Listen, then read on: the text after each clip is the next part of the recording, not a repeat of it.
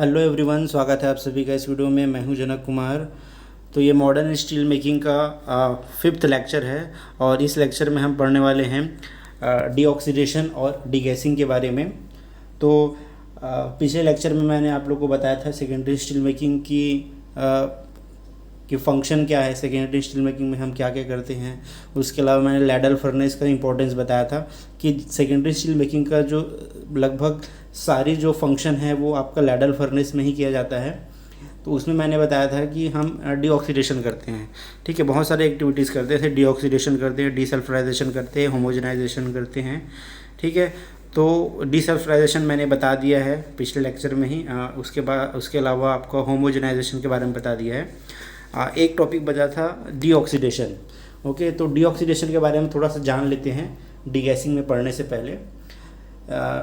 देखो, डीऑक्सीडेशन मतलब नाम से हमको पता चल रहा है डीऑक्सीडेशन, है ना। डी मतलब होता है हटाना, रिमूव करना, और ऑक्सीडेशन मतलब ऑक्सीजन को हटाना। ठीक है, यहाँ पे मतलब क्या आ रहा है कि हमको ऑक्सीजन को हटाना है। अभी देखिए, बात ये आती है कि ऑक्सीजन को हटाना क्यों है ना। मतलब ऑक्सीजन को क्यों हटाओगे और ऑक्सीजन आता कहाँ से है, ये दो आपके मन में क्वेश्चन आ सकता है। सबसे पहले जान लेते हैं कि ऑक्सीजन आता कहाँ है स्टील में। तो बहुत आसान सा इसका आंसर है कि प्राइमरी स्टील मेकिंग में हम क्या करते हैं, ऑक्सीजन ब्लोइंग करते हैं ताकि इम्प्योरिटीज़ जो है वो ऑक्साइड बना सके। तो जब आप ऑक्सीजन ब्लोइंग करते हो तो बहुत सारा ऑक्सीजन क्या होता है, लिक्विड स्टील के अंदर डिज़ोल्व हो जाता है। ओके, तो ये पहला मेन सोर्स होता है स्टील के अंदर ऑक्सीजन का। दूसरा मेन सोर्स होता है आपका एटमॉस्फेयर से भी कुछ ऑक्सीजन लिक्विड के अंदर चले जाते हैं, क्योंकि हमको पता है कि जो एयर में 21% तक क्या होता है, ऑक्सीजन होता है, तो वहाँ से भी ऑक्सीजन आ जाते हैं। इसके अलावा आपका मान लीजिए जो आप स्क्रैप डाल रहे हो, जो DRI डाल रहे हो, वो मान लीजिए रस्टेड है या उसमें पानी से वो गीला है, तो वहाँ से भी ऑक्सीजन जो है वो लिक्विड स्टील में आ सकता है। लेकिन जो सबसे बड़ा सोर्स है ऑक्सीजन का ना, वो होता है ऑक्सीजन ब्लोइंग। ठीक है, ऑक्सीजन ब्लोइंग के समय हम ऑक्सीजन डालते हैं। तो अब बात आती है कि ऑक्सीजन तो ठीक है, लेकिन अब ऑक्सीजन को हटाना क्यों है, हटाना क्यों ज़रूरी है। तो देखिए, अगर मेटल में अगर ऑक्सीजन होता है तो स्टील की क्वालिटी को ख़राब करता है ना। कैसे ख़राब करता है, देखिए, दो तरीके से करता है। अगर आपका ऑक्सीजन है स्टील के अंदर पे, तो ये क्या करता है, जब आप कास्टिंग करोगे, ठीक है, मान लीजिए आपने ऑक्सीजन हटाया नहीं और सीधे आप कास्टिंग पे ले गए, तो जब आप कास्टिंग करोगे ना, तो क्या होगा, ये जो ऑक्सीजन है ना, वो कार्बन के साथ रिएक्शन करेगा। ठीक है, और ये रिएक्शन करके क्या बना लेगा, CO या CO2। अब ये जो CO और CO2 जो है वो क्या करता है, गैस बन गया। ठीक है, अब ये गैसेस क्या करेंगे, मेटल के अंदर जो है ना ट्रैप हो जाएंगे, बबल्स बना लेंगे इस तरीके से। इसको बोलेंगे ब्लो होल्स।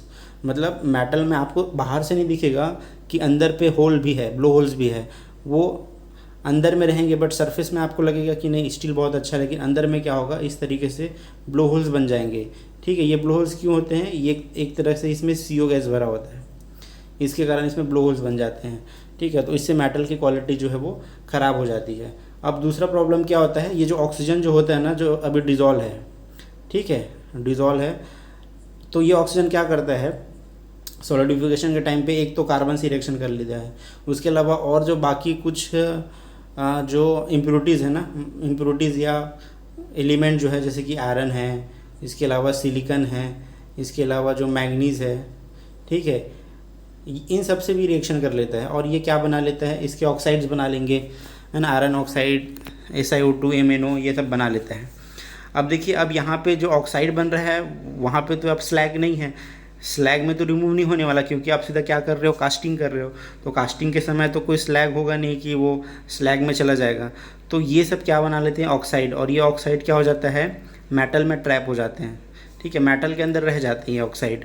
ठीक है, इसी ऑक्साइड को इंक्लूजन भी बोला जाता है। तो ये इंक्लूजन्स क्या हो जाते हैं, मेटल के अंदर रह जाते हैं। तो ये जो इंक्लूजन्स जो होते हैं ना, ये भी मेटल की क्वालिटी को ख़राब करते हैं, ये मेटल को ब्रिटल बनाते हैं। ठीक है, तो ये दो प्रॉब्लम होती है ऑक्सीजन के कारण। एक तो CO गैस बनता है, उससे ब्लो होल्स बन जाते हैं। दूसरा क्या होता है, इस तरह से इंक्लूजन्स बन जाते हैं। ठीक है, तो इसको दूर करने के लिए हमको क्या करना पड़ता है, ऑक्सीजन को रिमूव करना पड़ता है। अब देखिए, ऑक्सीजन को रिमूव कैसे करते हैं, तो रिमूव करना ज़्यादा प्रॉब्लम वाली बात नहीं है। ऑक्सीजन को रिमूव करने के दो तरीके होते हैं। ठीक है, पहला तरीका है आप मेटालिक डीऑक्सीडाइज़र डाल दीजिए। मेटल में क्या डाल दीजिए, डीऑक्सीडाइज़र। ठीक है, डीऑक्सीडाइज़र। ये क्या करेगा डीऑक्सीडाइज़र, ये डीऑक्सीडाइज़र जो आप डालोगे वो ऑक्सीजन से रिएक्शन करेगा। ठीक है, और ऑक्साइड बना के ये स्लैग में चला जाएगा। ठीक है, तो ये डीऑक्सीडेशन कब करते हैं, जैसे ही हम प्राइमरी स्टील मेकिंग से अपना स्टील को ला लिए, लिक्विड स्टील को, है ना, उसके बाद हम क्या करते हैं, स्टीरिंग करते हैं अच्छे से, उसके बाद इसमें डीऑक्सीडाइज़र मिलाया जाता है। और कभी कभी बहुत सारे प्लांट में क्या करते हैं, एल्युमिनियम भी डाल देते हैं। जब टैपिंग कर रहे होते हैं ना मेटल की, कन्वर्टर से जब लैडल में टैपिंग कर रहे होते हैं शुरू में ही, उस समय भी बहुत सारे अमाउंट में हम एल्युमिनियम ऐड कर देते हैं। तो एल्युमिनियम क्या काम करता है, इज़ ए डीऑक्सीडाइज़र काम करता है। यही एल्युमिनियम जो है ना ऑक्सीजन से रिएक्शन करता है। ठीक है, ये किससे रिएक्शन करता है, ऑक्सीजन से। ठीक है, कौन सा ऑक्सीजन, जो मेटल में भी डिज़ोल्व है, और ये बना लेता है Al2O3। अब ये Al2O3 क्या कर लेगा, जब आप फ्लक्स डालोगे तो ये स्लैग को ज्वाइन कर लेगा। ठीक है, इसके अलावा और कौन कौन से डीऑक्सीडाइज़र होते हैं, इसके अलावा सिलिकॉन है, मैंगनीज़ है, कैल्शियम है, ये भी क्या होता है, डीऑक्सीडाइज़र होता है। तो इसको ऐड किया जाता है। ये सारी चीज़ें, ये सारे एलिमेंट क्या करते हैं, ऑक्सीजन से रिएक्शन करके ऑक्साइड बना लेंगे और कहाँ चले जाएंगे, स्लैग में चले जाएंगे। ठीक है, मतलब देखा जाए तो प्राइमरी स्टील मेकिंग का जस्ट उल्टा आप कर रहे हो। वहाँ पे क्या कर रहे थे, इस एलिमेंट को हटाने के लिए ऑक्सीजन दे रहे थे। ठीक है, और यहाँ पे क्या कर रहे हो, ऑक्सीजन को हटाने के लिए एलिमेंट दे रहे हो। ठीक है, तो ये जो डीऑक्सीडाइज़र होता है ना, इसको भी पूरे कैलकुलेटेड अमाउंट में ही डाला जाता है ना। जितना ऑक्सीजन होगा उसी हिसाब से आप डीऑक्सीडाइज़र ऐड करोगे। अगर आप एक्स्ट्रा डीऑक्सीडाइज़र डाल दिए तो प्रॉब्लम क्या होगी कि ये जो सिलिकॉन मैंगनीज़ है वो मेटल में ही रह जाएगा एज ए इम्प्योरिटीज़। ठीक है, तो पूरे कैलकुलेशन के साथ इसको डीऑक्सीडाइज़र को ऐड किया जाता है। तो ये पहला मेथड है डीऑक्सीडेशन करने का। दूसरा मेथड होता है डीऑक्सीडेशन बाय वैक्यूम डिगैसिंग। तो अभी जब हम पढ़ेंगे ना, अभी ये डिगैसिंग प्रोसेस जब पढ़ेंगे तो वो उसमें कवर हो जाएगा, है ना, क्योंकि ऑक्सीजन क्या है, गैस ही है। ठीक है, तो ऑक्सीजन गैस है, तो डिगैसिंग के थ्रू भी आप ऑक्सीजन को निकाल सकते हो। ठीक है, तो चलिए अब इसको डिगैसिंग में आ जाते हैं। डीऑक्सीडेशन यहाँ पे कंप्लीट हो गया। अब आते हैं हम डिगैसिंग पे। ठीक है, अब यहाँ पे भी बात आती है कि भाई हम डिगैसिंग करते क्यों हैं, ज़रूरत क्या है डिगैसिंग का, है ना, और एक्चुअल में कौन से गैसेस होती हैं, कहाँ से आती है, ये भी हमको जानना ज़रूरी है। तो सबसे पहले हम थोड़ा सा जान लेते हैं कि एक्चुअल में गैसेस आती कहाँ है, कहाँ से है मेटल के अंदर। तो देखिए, 3 सबसे इम्पोर्टेंट गैसेस होती हैं जो मेटल के अंदर रहती है। पहला तो हो गया ऑक्सीजन, है ना, जो मैंने बताया जब आप ऑक्सीजन ब्लोइंग करते हो तो, और दूसरा एटमॉस्फेयर से आता है ना। इसके अलावा है नाइट्रोजन। नाइट्रोजन भी कहाँ से आएगा, ये भी आपका एटमॉस्फेयर से आएगा, है ना, क्योंकि हवा में आपका 79% नाइट्रोजन होता है। फिर उसके अलावा है हाइड्रोजन, ये भी आपका कहाँ से आएगा, एटमॉस्फेयर से ही आएगा, क्योंकि आपको पता है हवा में नमी भी होती है। नमी मतलब H2O होता है। तो यही क्या होता है, मेटल में चली जाती है। H2O मतलब हवा की नमी मेटल में चली जाती है और वो हाइड्रोजन और ऑक्सीजन टूट जाते हैं। तो ये हाइड्रोजन गैस क्या होता है, मेटल में ट्रैप हो जाता है। तो हाइड्रोजन, नाइट्रोजन और ऑक्सीजन, 3 गैसेस हमको मिलती है स्टील के अंदर। ठीक है, अब बात आती है कि इसको रिमूव क्यों करना है, मतलब इसका हार्मफुल इफेक्ट कुछ होगा तभी इसको रिमूव करना पड़ता है हमको।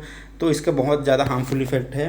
लेकिन ऑक्सीजन को मैंने बता दिया हार्मफुल इफेक्ट। नाइट्रोजन का क्या होता है ना, नाइट्रोजन जो है ना, बहुत सारे एलिमेंट है स्टील के अंदर, जैसे कि आयरन हो गया, है ना, एल्युमिनियम हो गया, है ना, या सिलिकॉन हो गया। इन सब के साथ मिल के ना नाइट्रोजन जो है ना नाइट्राइड कंपाउंड बना लेता है। जैसे आयरन के साथ मिलकर क्या बना लेगा, आयरन नाइट्राइड, एल्युमिनियम के साथ एल्युमिनियम नाइट्राइड। तो इस तरह से नाइट्राइड बना लेता है। और ये जो नाइट्राइड जो होते हैं ना, बहुत ही ब्रिटल होते हैं, ब्रिटल फेजेस होते हैं। ठीक है, तो अगर आप नाइट्रोजन को नहीं निकालोगे तो ये क्या बना लेगा, नाइट्राइड बना लेगा और स्टील को ब्रिटल कर देगा। ठीक है, इसके अलावा क्या होता है ना, अगर बहुत ज़्यादा नाइट्रोजन होता है तो जो स्ट्रेन हार्डनिंग जो होता है मेटल में, वो बहुत ज़्यादा बढ़ जाता है। ठीक है, स्ट्रेन हार्डनिंग मतलब होता है जब आप किसी मेटल में जब आप लोड अप्लाई करते हो ना, तो जैसे जैसे आप लोड बढ़ाते हो ना, वैसे वैसे मेटल का स्ट्रेंथ भी बढ़ता है। ठीक है, मतलब एक बार अगर उसमें आपने मेटल में कोई वर्क कर दिया, कोई लोड लगा दिया, तो जब आप दोबारा लोड लगाने जाओगे तो आपको उससे ज़्यादा लोड लगाना पड़ेगा मेटल को डिफॉर्म करने के लिए। इसको बोलते हैं स्ट्रेन हार्डनिंग इफेक्ट। ठीक है, मतलब मेटल का स्ट्रेंथ बढ़ते जाता है। तो ये बहुत ज़्यादा स्ट्रेन हार्डनिंग क्रिएट करता है नाइट्रोजन। ठीक है, तो इसके कारण दिक्कत क्या होती है, कुछ मेटल ऐसे होते हैं जहाँ पे हमको बहुत ज़्यादा डक्टिलिटी चाहिए होती है। जैसे कि डीप ड्राइंग के केस में, डीप ड्राइंग करना है, मतलब जो आपके घर में जो बर्तन है ना, जो ग्लास है ना, गंजी है, कुकर है, ये सब कैसे बनता है, ये डीप ड्राइंग प्रोसेस से बनता है। तो डीप ड्राइंग के लिए आपका मेटल में बहुत ज़्यादा हाई डक्टिलिटी चाहिए, है ना। तो ये नाइट्रोजन क्या करता है, नाइट्राइट क्रिएट करके स्ट्रेन हार्डनिंग को बढ़ा देता है, जिससे उसकी डक्टिलिटी कम हो जाती है। तो आप वैसा प्रोडक्ट आप नहीं बना सकते, ठीक है, मतलब आप डीप ड्राइंग नहीं कर पाओगे। तो वैसे स्टील के लिए भी नाइट्रोजन जो है वो बहुत ही हार्मफुल होता है। उसके बाद देख लेते हैं हाइड्रोजन की क्या हार्मफुल इफेक्ट है। अब देखो, हाइड्रोजन आपको पता होगा पीरियोडिक टेबल में सबसे पहला एलिमेंट है हाइड्रोजन। तो हाइड्रोजन के एटम्स जो क्या है बहुत ही छोटे होते हैं, बहुत छोटे हैं एटम्स होते हैं हाइड्रोजन के। ये सॉलिड फेज में भी ना डिफ्यूज़ कर सकता है। अगर आपका मेटल अगर सॉलिड स्टेट में है ना, उसमें भी हाइड्रोजन एटम इतने छोटे होते हैं कि उस क्रिस्टल के बीच में जाके डिफ्यूज़ हो सकता है। तो हाइड्रोजन क्या इफ़ेक्ट करता है, अगर हाइड्रोजन आपके गैस हुआ लिक्विड स्टेट में और आपने क्या कर दिया, कास्टिंग कर दिया, तो हाइड्रोजन क्या करता है, बहुत ही स्मॉल पाथ बनाते हुए बाहर निकलता है। जैसे मान लीजिए मेटल है, ये सॉलिडिफाई हो रहा है, तो इसमें मान लीजिए आपका हाइड्रोजन गैस है। तो जब आप सॉलिडिफाई करोगे ना, तो ये जो हाइड्रोजन जो गैस होगा ना, वो एकदम छोटा सा एकदम पतला सा पाथ मतलब रास्ता बनाते हुए क्या होगा, इससे बाहर निकलेगा। ठीक है, तो जब ये एकदम छोटे रास्ते से बाहर निकलेगा तो क्या क्रिएट करेगा, ये पिन होल्स क्रिएट करता है, बहुत ही छोटे छोटे होल्स, जो आपको आंखों से तो देखना मुश्किल ही है। उसके लिए स्पेशल फिर आपको अल्ट्रासोनिक टेस्टिंग करना पड़ता है कि उसके अंदर स्मॉल क्रैक है कि नहीं है। तो ये बहुत ही स्मॉल पिन होल्स क्रिएट करते हुए बाहर निकलता है हाइड्रोजन। तो ये हाइड्रोजन क्या है, स्टील में एकदम स्मॉल क्रैक जनरेट कर देते हैं। तो ये क्रैक ही बाद में क्या होते हैं, फेलियर का कारण बनते हैं, है ना। मेटल जल्दी उसमें फेल हो जाता है, मतलब क्रैक हो जाता है उसमें। इसके अलावा हाइड्रोजन जो है ना, हाइड्रोजन इम्ब्रिटलमेंट इफेक्ट देता है। हाइड्रोजन इम्ब्रिटलमेंट मतलब मेटल को ये ब्रिटल बना देता है, फिर लोड सहने की क्षमता मेटल की बहुत ही कम हो जाती है। तो ये सारे हार्मफुल इफेक्ट हैं, है ना। इसके अलावा एक और चीज़ आप लोग समझ लीजिए, आप ये चीज़ हमेशा घर में भी ऑब्ज़र्व की होगी कि जैसे जैसे किसी भी लिक्विड की आप टेम्परेचर को कम करते हैं, है ना, लिक्विड का टेम्परेचर जैसे जैसे कम आप करोगे ना, उसका जो गैस को उसके घोलने की जो क्षमता होती है ना, जो सॉल्युबिलिटी होती है, वो भी उसकी घटती जाती है। फॉर एग्जांपल के लिए मान लीजिए आप पानी में आप शक्कर घोल रहे हो, ठीक है। तो अगर आप नॉर्मल टेम्परेचर में उसमें शक्कर घोलोगे तो एक लिमिट होगा कि मान लीजिए 1 लीटर में आपने मान लीजिए मतलब मान लीजिए कि आप 500 ग्राम शक्कर घोल लेते हो नॉर्मल टेम्परेचर में, है ना। लेकिन आप जैसे टेम्परेचर अगर बढ़ा दिए ना पानी का, तो आप 500 ग्राम की जगह ना उसमें 700-800 ग्राम भी शक्कर उस पानी में घोल सकते हो। क्यों? क्योंकि आपने जो पानी का टेम्परेचर है वो बढ़ा दिया है। तो वैसे ही ना लिक्विड में भी होता है कि लिक्विड का टेम्परेचर जितना ज़्यादा होता है ना, उतना ज़्यादा उसमें गैस घुला हुआ रहता है। और जैसे जैसे मेटल का टेम्परेचर कम होता है ना, जब आप कास्टिंग करते हो, तो जैसे जैसे मेटल का टेम्परेचर कम होता है ना, गैसेस जो है वो बाहर निकलने चालू हो जाती है। क्योंकि लिक्विड की जो सॉल्युबिलिटी है ना, मतलब ये बोल सकते हो कि गैस की जो सॉल्युबिलिटी है मेटल के अंदर वो कम होने लगती है टेम्परेचर कम होने के कारण। तो वही गैस क्या है, बाहर निकलना चाहता है मेटल से। तो जब बाहर निकलता है ना, तो एक रास्ता बनाते हुए बाहर निकलता है। तो वही रास्ता एक तरह से पिन होल्स जनरेट करता है, बहुत ही छोटे छोटे होल्स, जो कि बाद में क्रैक जनरेट करते हैं और मेटल उससे फेल हो जाता है, मतलब फ्रैक्चर हो जाता है उसमें। तो ये हार्मफुल इफेक्ट हो गए, आपको यहाँ तक समझ में आ गया। अब हम यहाँ पे इस पॉइंट पे आते हैं कि करते कैसे हैं डीगैसिंग, है ना, किस प्रिंसिपल पे काम करता है या फिर कैसे करते हैं। तो देखिए, पूरा जो डीगैसिंग टेक्निक है ना, एक ही प्रिंसिपल पे काम करता है। वो मैं आपको मैं बता देता हूँ। वो प्रिंसिपल है सीवर्ट्स लॉ। वो प्रिंसिपल क्या है, सीवर्ट्स लॉ। यहाँ पे देखो सीवर्ट्स लिखा है ना, सीवर्ट्स लॉ। पूरा जो डीगैसिंग प्रोसेस है वो एक ही प्रिंसिपल पे काम करता है, एक ही लॉ पे काम करता है, वो है सीवर्ट्स लॉ। अब देखिए सीवर्ट्स लॉ बोलता क्या है।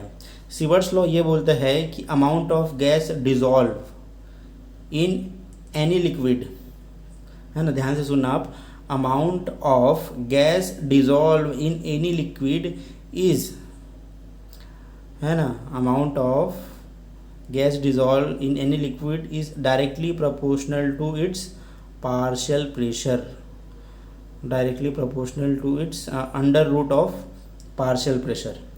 ठीक है, तो पार्शियल प्रेशर को अगर आप डीप में नहीं समझना चाहते तो इतना ही जान लीजिए कि जो लिक्विड है, लिक्विड के अंदर आप कितना प्रेशर लगा के रखे हो, लिक्विड के ऊपर आप कितना प्रेशर लगा के रखे हो, वो डायरेक्टली प्रोपोर्शनल होता है किसके, अमाउंट ऑफ गैस डिज़ोल्व के। मतलब अगर मान लीजिए आपका ये स्टील बात है, ये लैडल है, इसमें आपका लिक्विड स्टील है, ठीक है, तो इसमें कितना गैस डिज़ोल्व होगा वो किस चीज़ पे डिपेंड करेगा, इस चीज़ पे कि आप इसके मेटल के ऊपर, आप मेटल, लिक्विड मेटल के ऊपर आप कितना प्रेशर अप्लाई करके रखे हो। ठीक है, जितना आप प्रेशर अप्लाई करके रखोगे मेटल के ऊपर, उतना ज़्यादा गैस उसमें क्या होगा, डिज़ोल्व होगा। बहुत ही बेस्ट एग्जांपल इसका मैं आपको बता दूं, वो है जो आप ये है ना पेप्सी, कोका कोला वगैरह, उसमें क्या रहता है, उसमें कार्बन डाइऑक्साइड घोल के, उस लिक्विड में कार्बन डाइऑक्साइड घोल के क्या कर देते हैं, ढक्कन लगा देते हैं। तो हाई प्रेशर से ढक्कन को आप बंद कर देते हैं, तो उसमें गैसेस क्या होती है, अंदर डिज़ोल्व हो जाती है। अब जैसे ही आप ढक्कन खोलते हैं पेप्सी का, जैसे आप ढक्कन खोलते हो क्या होता है, गैसेस कैसे एकदम से बाहर आती है, वो क्यों एकदम से बाहर आती है, क्योंकि आपने हाई प्रेशर से ढक्कन को बंद कर रखा है। ठीक है, तो अंदर में जो लिक्विड है उसमें प्रेशर ज़्यादा है, प्रेशर ज़्यादा इसलिए गैसेस उसमें भी घुली हुई है। जैसे आपने ढक्कन हटाया तो प्रेशर क्या हो गया, रिलीज़ हो गया। ठीक है, तो वो प्रेशर कम हो गया, इसके कारण जो गैसेस अंदर डिज़ोल्व थी वो क्या हो गई, वो बाहर निकल गई। ठीक है, तो ये है सीवर्ट्स लॉ पे काम करते हैं। वैसे लिक्विड में भी सेम होता है, लिक्विड स्टील में। ठीक है, तो लिक्विड स्टील जो आपका होता है ना, उसमें कुछ गैसेस अभी घुली हुई है। ठीक है, अब इसके ऊपर, इस मेटल के ऊपर कितना प्रेशर लग रहा है भाई, इसके ऊपर लग रहा है एटमॉस्फेरिक प्रेशर लग रहा है, जनरली 1 एटमॉस्फेरिक प्रेशर लग रहा है। ठीक है, नॉर्मल प्रेशर जो हम फील कर रहे हैं वो उसके ऊपर प्रेशर लग रहा है, और उसी प्रेशर में कुछ अमाउंट ऑफ गैस इसके अंदर डिज़ोल्व है। अब हम क्या कर देते हैं, मान लीजिए अब इस मेटल, लिक्विड मेटल के ऊपर जो प्रेशर है ना, उसको हम हटा देते हैं, है ना। हटाएंगे कैसे, मान लीजिए उसको हम एक ऐसी जगह पे ले गए जहाँ पे कुछ नहीं, पूरा वैक्यूम है, वहाँ पे एक बिल्कुल प्रेशर ही नहीं लग रहा है। तो इस लैडल को ले जाके मैं कहाँ रख दिया, वैक्यूम चैम्बर में रख दिया। तो इसके ऊपर जो प्रेशर लग रहा था लिक्विड के ऊपर, है ना, लिक्विड स्टील के ऊपर, वो प्रेशर लगेगा ही नहीं। तो जितने भी गैसेस इसके अंदर जो डिज़ोल्व है ना मेटल के अंदर, वो क्या होंगे, वो बाहर निकल जाएंगे। ठीक है, तो यहाँ पे किसका खेल है, वैक्यूम का। आपको क्या करना है, वैक्यूम क्रिएट करना है, मतलब प्रेशर कम करना है मेटल के ऊपर, लिक्विड मेटल के ऊपर, है ना। तो यही एक मेन प्रिंसिपल है। तो प्रिंसिपल आपको समझ में आ गया, सीवर्ट्स लॉ पे काम करता है ना। बाकी मेथड अलग अलग हैं, आपको यहाँ पे मैं 4 मेथड बता देता हूँ। ठीक है, पहला मेथड है रीसर्कुलेशन डिगैसिंग, इसको आरएच डिगैसिंग भी बोलते हैं। ठीक है, इसके अलावा होता है recirculation degassing with oxygen lens, उसके बाद होता है लैडल डिगैसिंग, उसके अलावा है वैक्यूम ऑक्सीजन डिकार्बोनाइजेशन। तो ये 4 मेथड है। ठीक है, इसको हम एक एक करके थोड़ा सा पढ़ लेते हैं।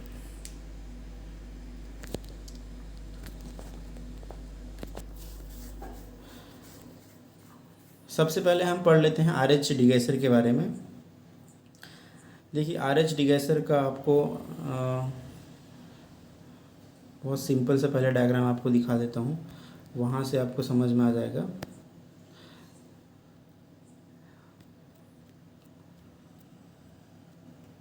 चलिए इस डायग्राम से हम थोड़ा सा समझ लेते हैं।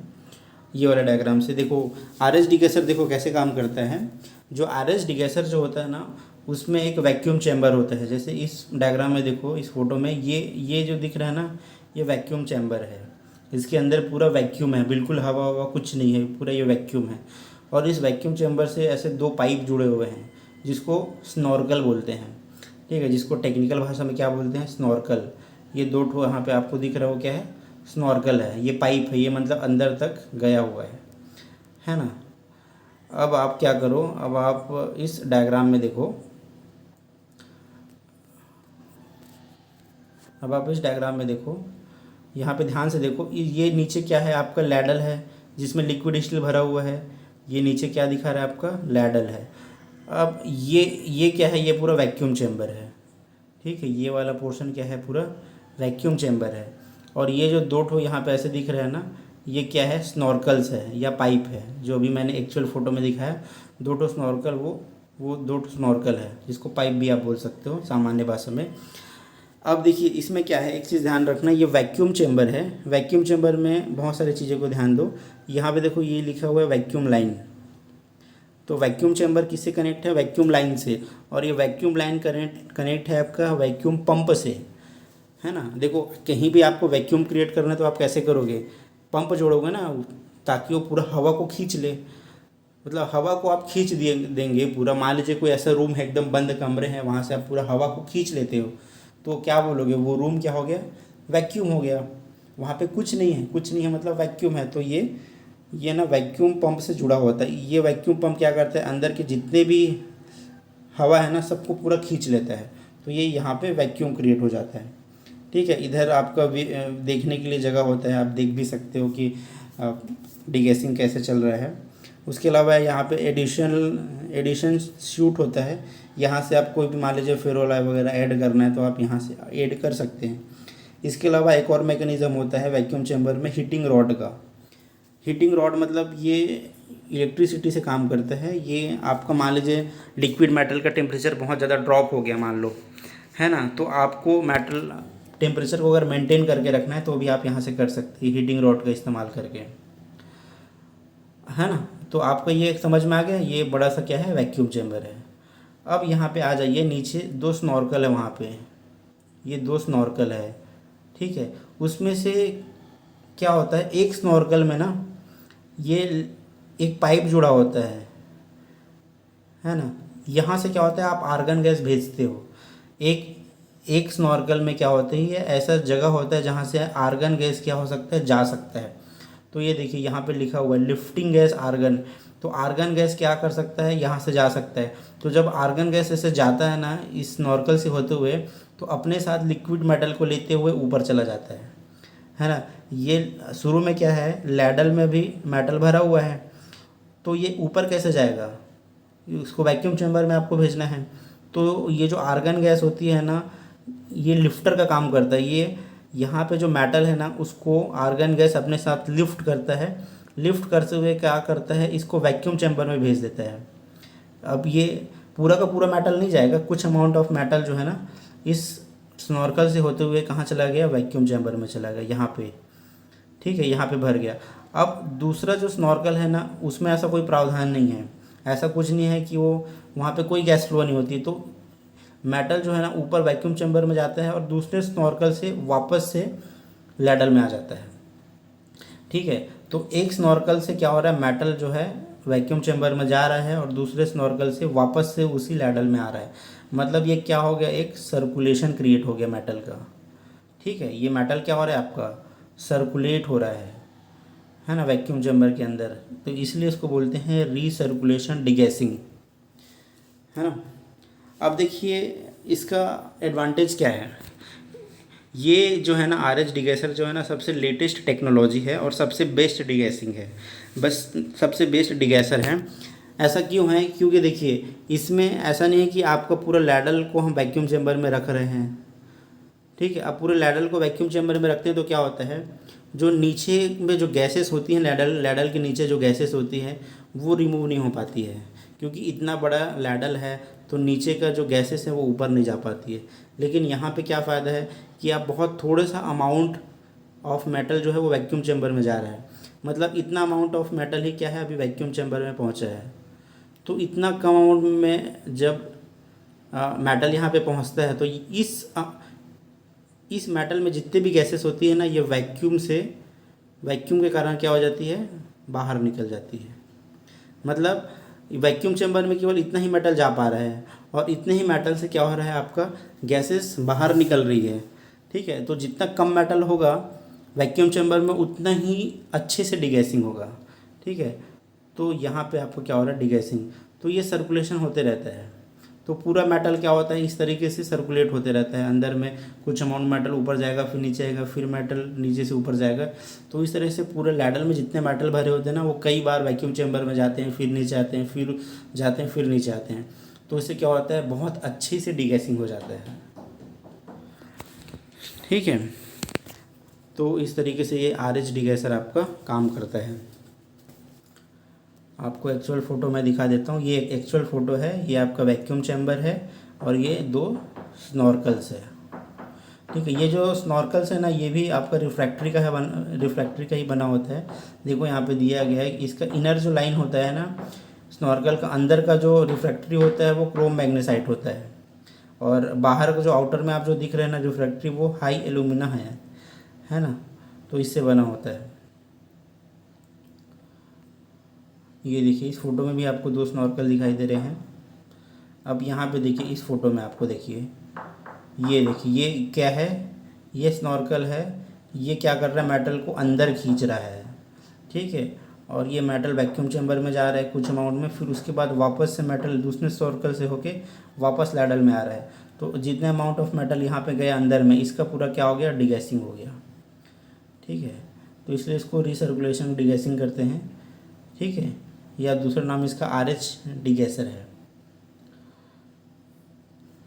ये फ़ोटो में भी सेम वही चीज़ दिखाया गया है। ये देखो, ये लिफ्टर गैस क्या कर रहा है, ये लिफ्टर गैस मेटल को ऊपर लिफ्ट कर रहा है, और ये मेटल यहाँ से होकर नीचे आ रहा है, और यहाँ पे जितने भी गैसेस हैं वो बाहर निकल रही हैं।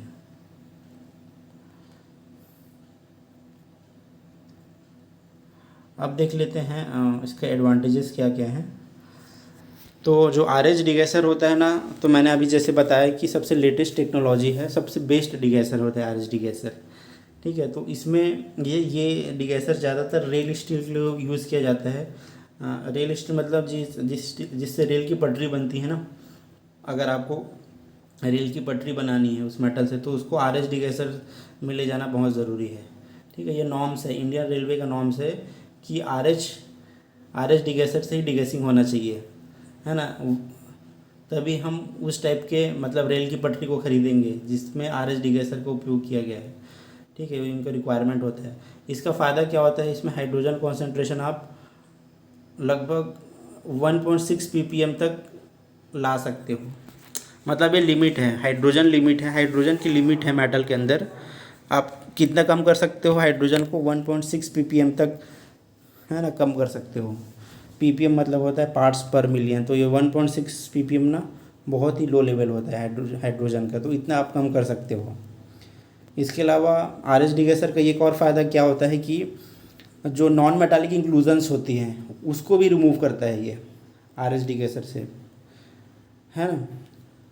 तो और इसमें आप कंपोजिशन को भी बड़ी आसानी से कंट्रोल कर सकते हो। अगर आपको कोई अलॉय एडिशन करना है तो भी वहाँ पे दिया गया है, वहाँ से आप अलॉय एडिशन वगैरह कर सकते हो। ठीक है, तो ये हो गया RH डीगैसर का एडवांटेज। तो आजकल सारे प्लांट के पास 2 टाइप का ज़्यादातर डीगैसिंग यूनिट होता है। एक ये RH डीगैसर होता है, दूसरा एक वैक्यूम डीगैसिंग होता है। ठीक है, अब वैक्यूम डीगैसिंग हम देख लेते हैं। उससे पहले ये वाला देख लो, ये RH डीगैसर का ही एक टाइप है। इसमें क्या है, इसको बोलते हैं recirculation degassing with oxygen top lens. इसमें क्या चीज़ एक्स्ट्रा है, यहाँ पे आप यहाँ से ऑक्सीजन भी दे सकते हैं। ठीक है, सब चीज़ सेम है, बस एक चेंजेस ये है कि जो वैक्यूम चैम्बर होती है ना, वहाँ पे आप ऑक्सीजन लेंस लगा दो और वहाँ से आप ऑक्सीजन देना चालू कर दो। ठीक है, तो ये इसमें ये चीज़ जुड़ जाता है, इसको आप ध्यान रखिएगा। इसके जुड़ने से क्या होता है, अगर आप ऑक्सीजन देते हो ना, तो ये ऑक्सीजन जो आप दे रहे हो ना यहाँ से लेंस के थ्रू, तो यहाँ पे डीगैसिंग भी होता है और ऑक्सीजन यहाँ पे जाकर ना कार्बन से रिएक्शन करता है और कार्बन मोनोऑक्साइड बनाता है, और कार्बन मोनोऑक्साइड जो है ये गैस बन के बाहर निकल जाती है।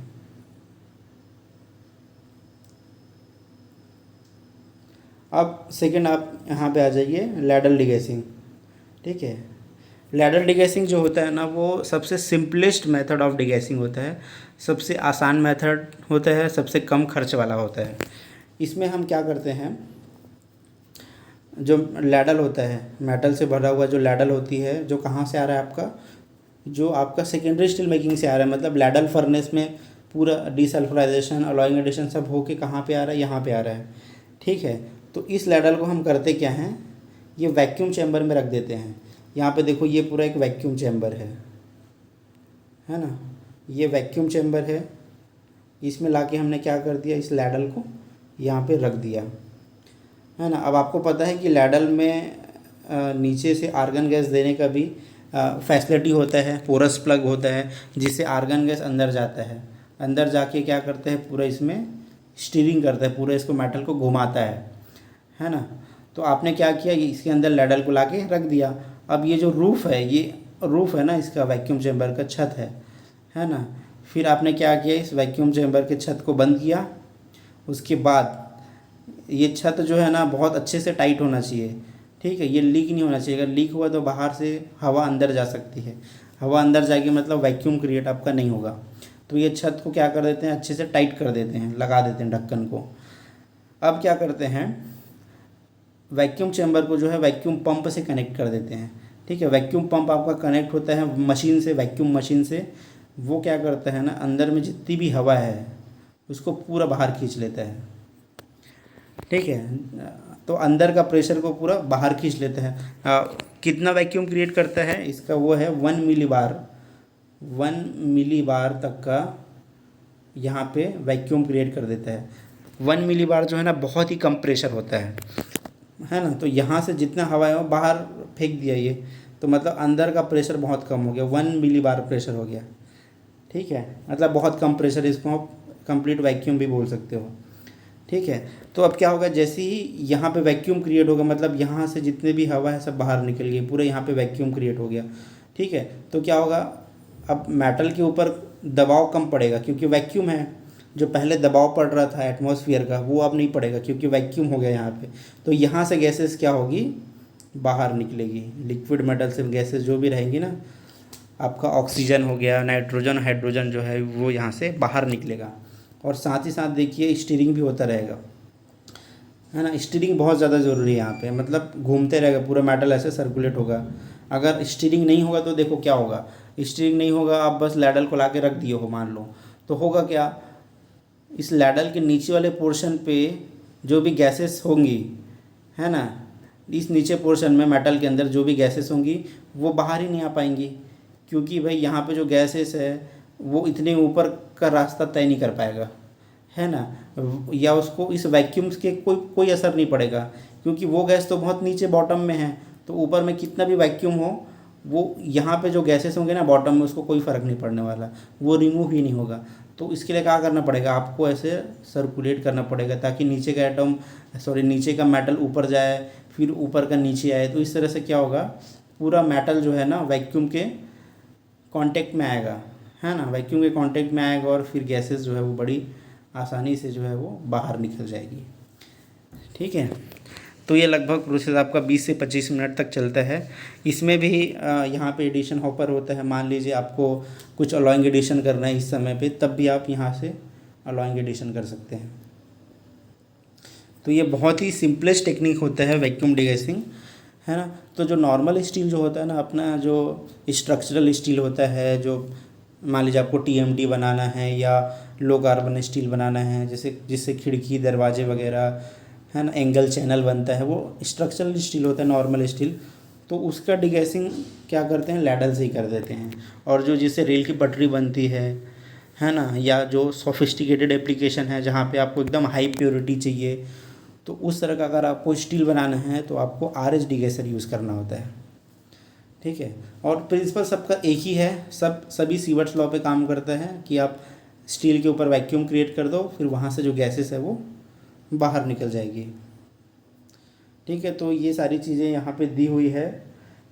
यहाँ पे नोट्स में जो है वो यही सब सारी चीज़ें लिखी हुई है। आप सबको अगर नोट करना हो तो आप वीडियो को पॉज करके भी सारी चीज़ों को नोट कर सकते हो। अब जो लैडल डिगैसिंग है इसका क्या क्या एडवांटेज है भाई, तो एडवांटेज ये है कि हाइड्रोजन रिमूव होता है, ऑक्सीजन रिमूव होता है। ठीक है, डीप सल्फ़र रिमूवल होता है, बहुत आसानी से यहाँ पे आप डीसल्फराइजेशन करते हैं, कार्बन रिमूवल। तो ये सब नॉर्मल है, ये सब तो होगा ही, है ना। बेनिफिट आप डिगैसिंग कर रहे हो तो ऑब्वियसली बात है, हाइड्रोजन ऑक्सीजन ये सब तो रिमूव होगा ही। ठीक है, और इसमें आप अलॉइंग एडिशन भी कर सकते हो, हाँ। नॉन मेटालिक इंक्लूजन रिमूवल भी होता है यहाँ पे। और सबसे बड़ा एडवांटेज जो बेनिफिट है ना, वो सबसे बड़ा एडवांटेज है कि कॉस्टली नहीं होता है, कम कॉस्ट होता है ना, बेनिफिशियल होता है। आर एच डिगेसर बहुत ही कॉस्टली प्रोसेस होता है, जबकि ये उतना कॉस्टली नहीं होता है। ये आपका वैक्यूम ऑक्सीजन डीकार्बोनाइजेशन है। इसको मैं अभी आपको नहीं पढ़ाऊँगा, इसको मैं आपको पढ़ाऊँगा जब स्टेनलेस स्टील मेकिंग पढ़ेंगे, ठीक है। वो मैं एक लेक्चर और बनाऊँगा, स्टेनलेस स्टील मेकिंग मतलब स्टेनलेस स्टील कैसे बनाया जाता है। तो वो जब पढ़ाऊँगा ना, तो उस समय इस टॉपिक को बहुत अच्छे से कवर करने वाला हूँ मैं, वैक्यूम ऑक्सीजन डीकार्बोनाइजेशन को। ओके, नेक्स्ट आप एक और देख लेते हैं। ये एक और है vacuum arc degassing. Vacuum arc degassing में ज़्यादा कुछ अंतर नहीं है, बस आप ये सेम वही है, इसमें भी ऐसे वैक्यूम चैम्बर होते हैं, बस इसमें डिफरेंस क्या होता है ना, यहाँ पे ये 3 इलेक्ट्रोड लगे होते हैं। ये इलेक्ट्रोड क्या करते हैं, ये इलेक्ट्रोड जो है वो आर्किंग कर सकते हैं, यहाँ से आप आर्क प्रोवाइड कर सकते हो। आर्क करके आप जो मेटल है ना, मेटल का टेम्परेचर आप मेंटेन कर सकते हो, ठीक है। डिगैसिंग करते समय मान लीजिए मेटल का टेम्परेचर बहुत ड्रॉप हो गया है ना, मान लीजिए आपका रिक्वायरमेंट है 1600 चाहिए टेम्परेचर उससे बहुत कम हो रहा है, तो आप क्या कर सकते हो, यहाँ पे आर्किंग करके टेम्परेचर को मेंटेन कर सकते हो। तो यहाँ पे ये एक बेनिफिट मिल जाता है वैक्यूम आर्क डिगैसिंग का, आर्किंग का, ठीक है। बाकी जो भी प्रिंसिपल है इसका सेम, वैक्यूम डिगैसिंग जो है लैडल डिगैसिंग उसके जैसा ही है।